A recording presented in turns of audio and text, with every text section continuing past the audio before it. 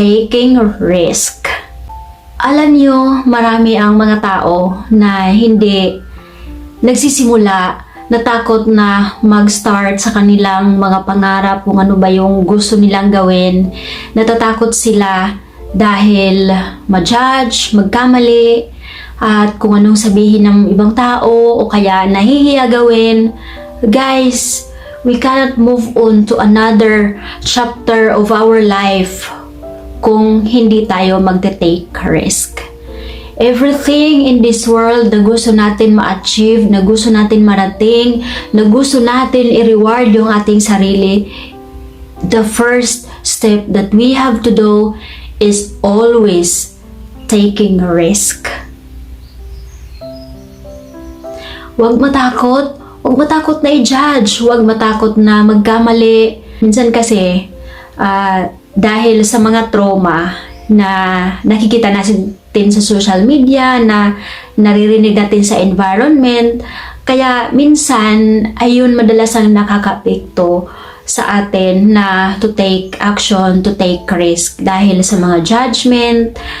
Huwag natin pansinin yun.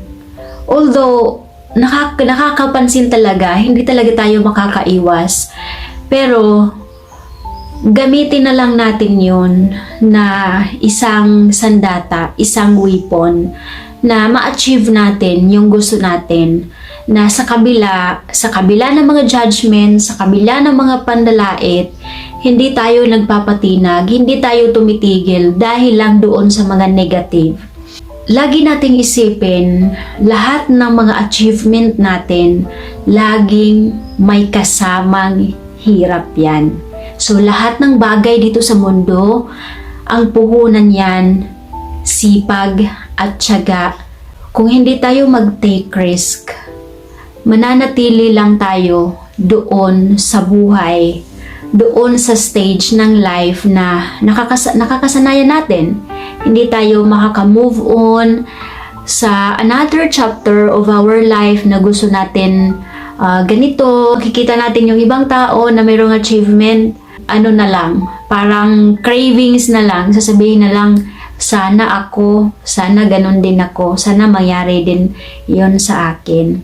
Pero alam mo, yung tao na nakita mo, mas mahirap din yung pinagdadaanan niya. Pero hindi siya nagpa-control doon sa mga judgment. Hindi siya nagpapigil doon sa mga judgment ng family, ng friends, ng society, ng community. So, hindi sila apektado doon. Although masakit, pero ginamit nilang weapon.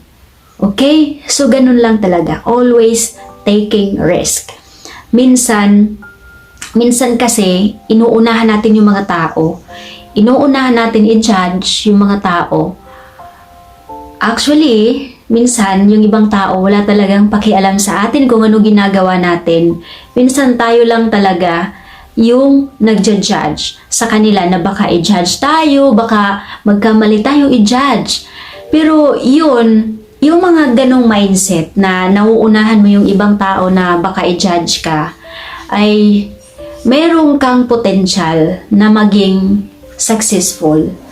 Kasi iniisip mo yung perfection.